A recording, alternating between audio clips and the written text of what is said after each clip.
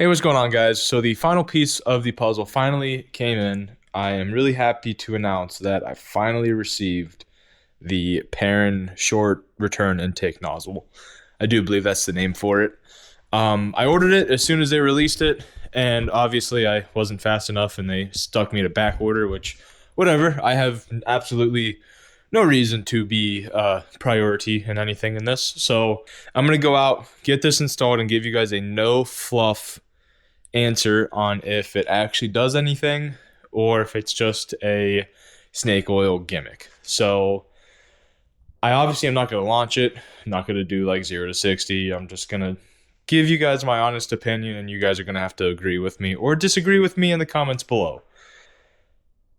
My initial thoughts was this is $60 or $58 or something. I paid $70 after shipping because I had nothing else I wanted to buy. So for a $70 anodized piece that says it would gain you 10 plus wheel horsepower if you make over 400, which with me having the big turbo and everything like that, I'm probably right around that, especially when I jump to E85. So obviously when I go to E85, I will tell you that, holy crap, it picked up a ton, but this probably wouldn't do anything different than what it's doing now. So I have driven the car a few days on 93, so if there would be a wow, it changed, it would be now when I kind of know the car on 93. So without further ado, I'm going to go take the top mount intercooler off for the 17th time this week and get this puppy installed. So I'll see you guys out there.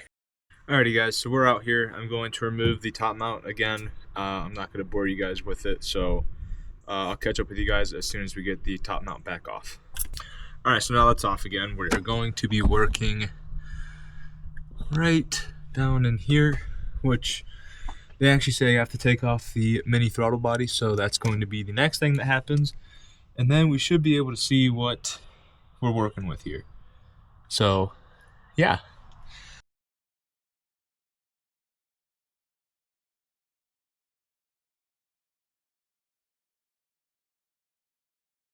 So the top mount intercooler bracket's off. I got the throttle body up and out of the way, and now I'm looking at the intake here, and I do see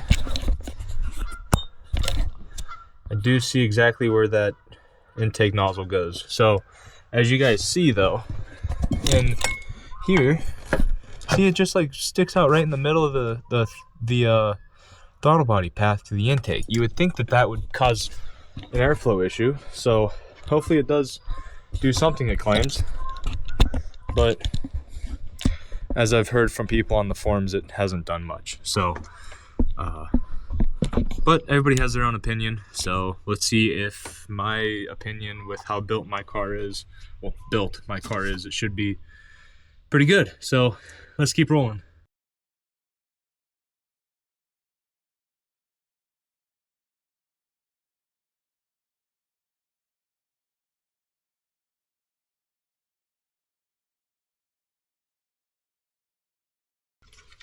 Yeah, so it is an E5 socket to remove the studs that they tell you to remove. And they are held on with, it's basically 0 torque. So, just so you guys know, that's pretty much nothing. Yeah, that's not bad at all.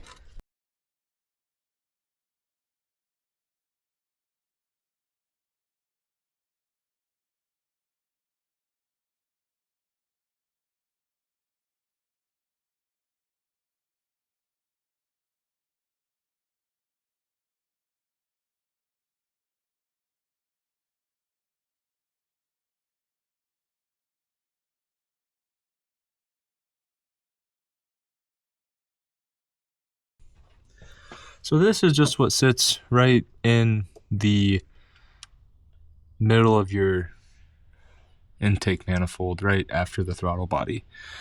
Doesn't sound really good and efficient to me, so I like the idea of changing it. Let's just hope that it actually does something. So let's get into installing it. And just a side-by-side comparison, this one sticks straight out, and this one obviously blocks 40% of the air going into the intake. It's definitely not 40, but it's enough to be like, wow, that's weird. So the new one just slides right back into place. It says make sure the Perrin logo is facing up, which is the way I do have it. And I'm just gonna kind of put this back into place and then start threading the studs back into place.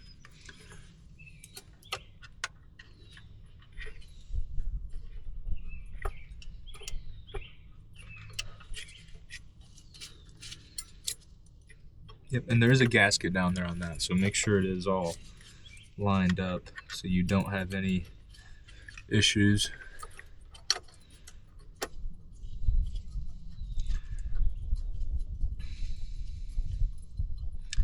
Just like that, I am threading it back into place, and gosh.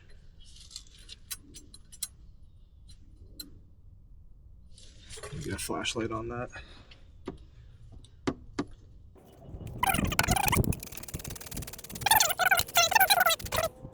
I'm a big Cleveland fan, so hopefully the Cavs can beat the Raptors tonight in Game 5 to take a 3-2 lead.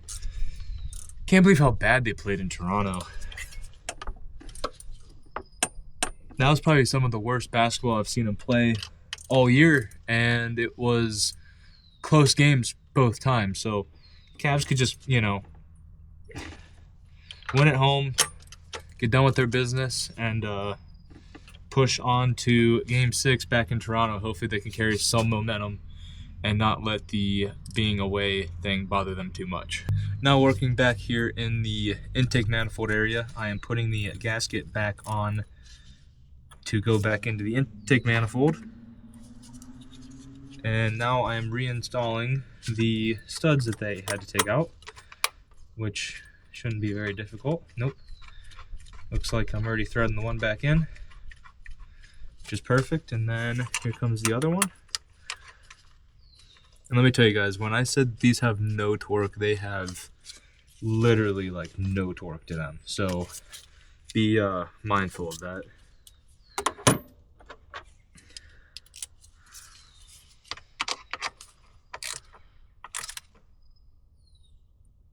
You are going into a plastic manifold after all, so.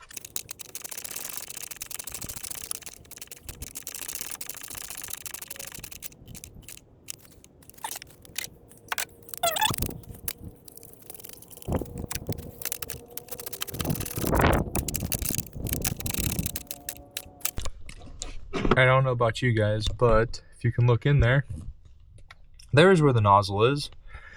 There's now a clean path all the way through the intake manifold. I am a big fan of that. So hopefully, if everything goes well and they claim what they're supposed to claim, we should be seeing some good gains.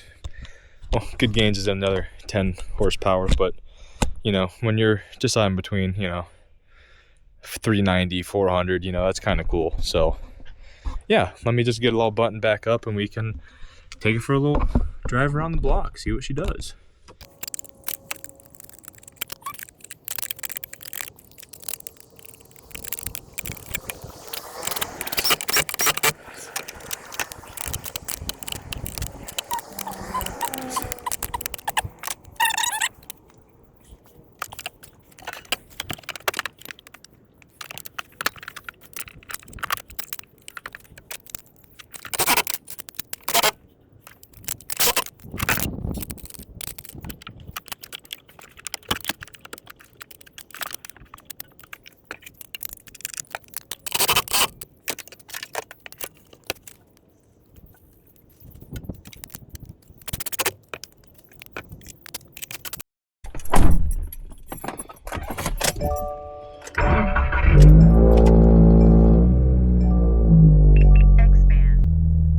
So we're here. I was just trying to let it warm up a little bit before we do go on our first little start. But while we're driving, I'm just gonna give you guys my initial reactions. I'm probably not gonna cut very much of this. Just gonna be straight up honest with you guys. So far, I'd say the installation was a 3 out of 10. The only hard part that you guys might have is having a E10 or E5 to be able to take off the studs at the intake manifold. Besides that, I would say that there is no issues, no nothing.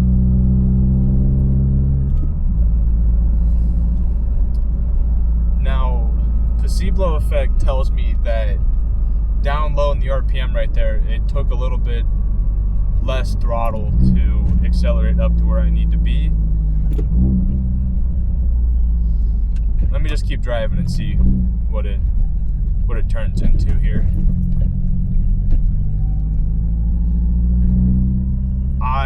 I hate to say it, but off rip, I do believe the throttle response is a wee bit better.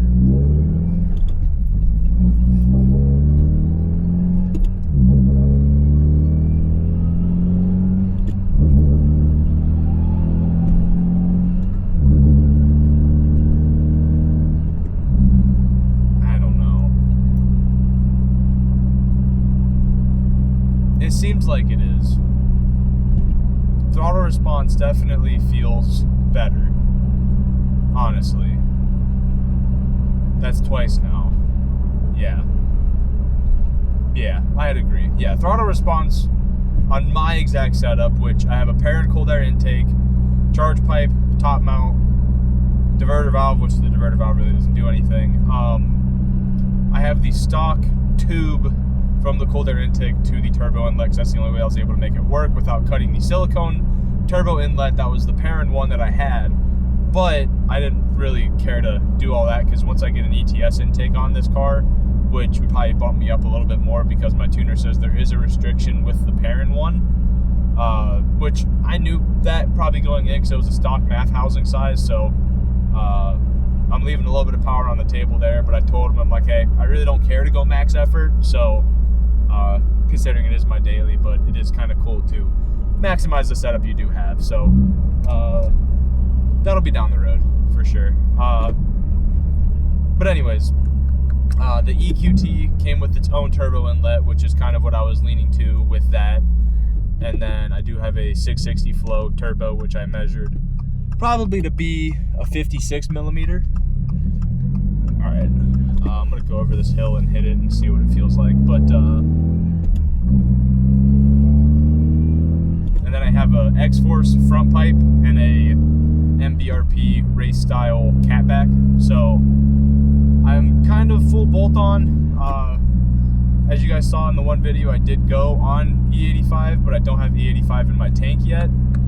I'm getting close. I'm one hash above quarter tank when he tells me to put E85 in it. So maybe depending on how I drive here and in the morning, I might hit it up on the way home and take you guys along with me for my first experience on E85. But for now, we're gonna live as we are right here. So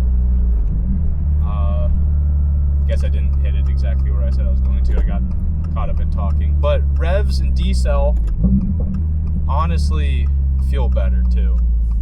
I hate to say it feels better everywhere, but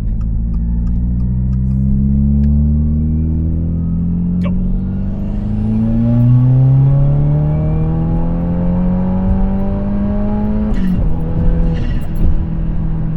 I don't know.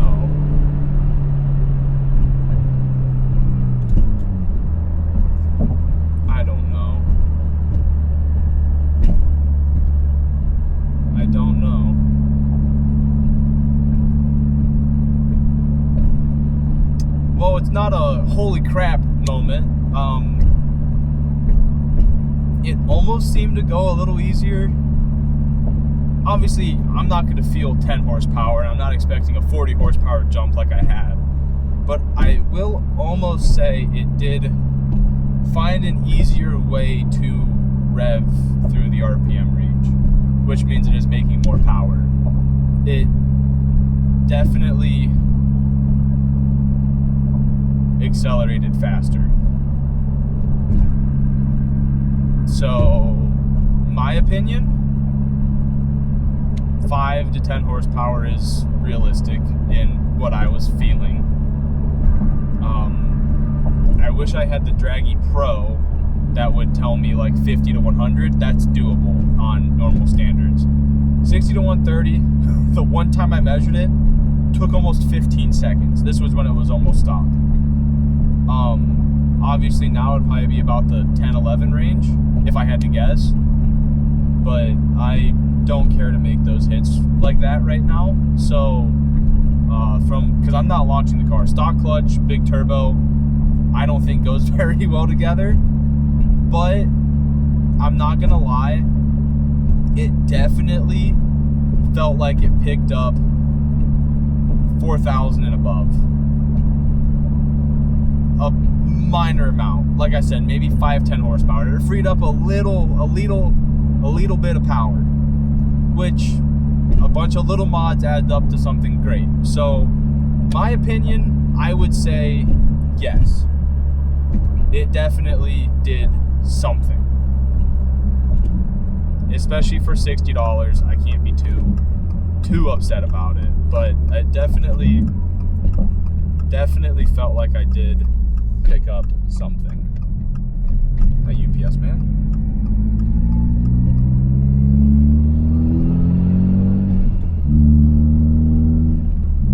And honestly, car feels happier. And again, I hate to say that because people on the Facebook group of the 22WRX group says it does nothing, it's snake oil, it's placebo, it's blowing smoke.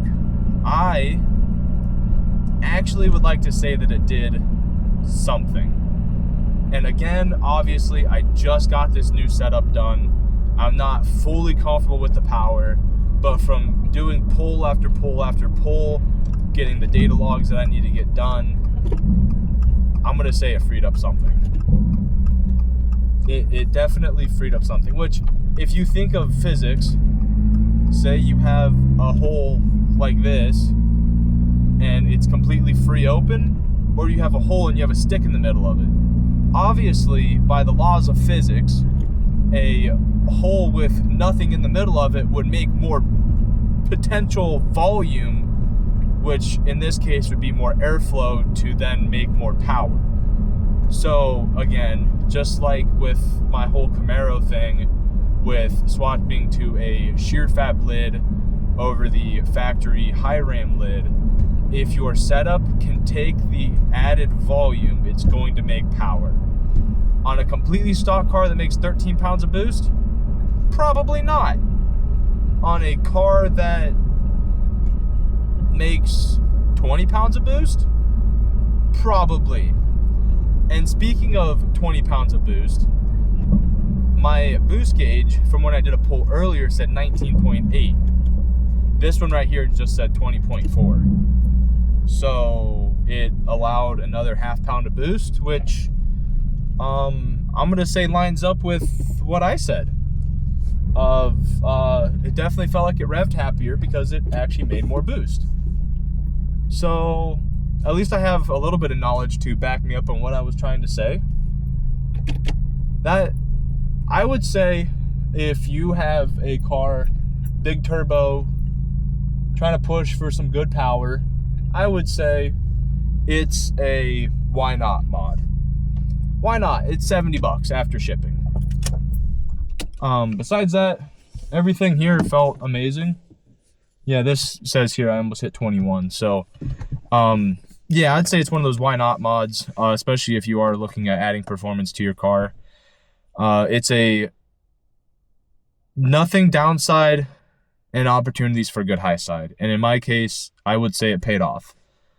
So, yeah, I hope next video I'll see you guys with E85, and then I'm not going to bore you guys much more with this car unless I change something, which if everything goes my way in the future, I would love to do a ETS intake, like I said, down there, a front mount intercooler, and that's about it. So yeah, the mods for this, considering it's a daily, is just about done. I don't really care to abuse it because I do want it to stay reliable, and somehow, weirdly enough, it wasn't reliable with a stock turbo. But anyways, thank you guys for watching. I think this would be a fun, informative video to get out to you guys. I will say, again, low downside, high upside, which if high upside's 10 horsepower, it feels good. So yeah, I really hope you guys enjoyed. I think that a no fluff answer from somebody instead of somebody that's either sponsored by them or whatever. No shade to those guys either. I just want to give like a real world, hey, I have this car makes somewhere around X amount of power, and in my case, I think it picked up a little bit. So can't say that for everybody, obviously, but yeah, for me, it did well. For $70, I have no complaints. Install wasn't bad. Like I said, the only thing was the E5 bit that you have to get to pull the studs off. But actually reading the instructions, if I were to just undo the 2 nuts, I probably would be able to just slide it off and not use to take off the studs. But I did it the way the instructions said it. So anyways, I'm going to quit rambling. Thank you guys for watching. I hope you enjoyed this very informative and scientific video. And I'll see you guys in the next video when hopefully this car goes on E, and after that the Camaro content will be back because turn and burn is next week. Forecast doesn't look good, but we got to do what we got to do. So I'm at least going to make my trip out there and see how that goes. So thank you guys for watching, and I'll see you guys in the next video. Peace.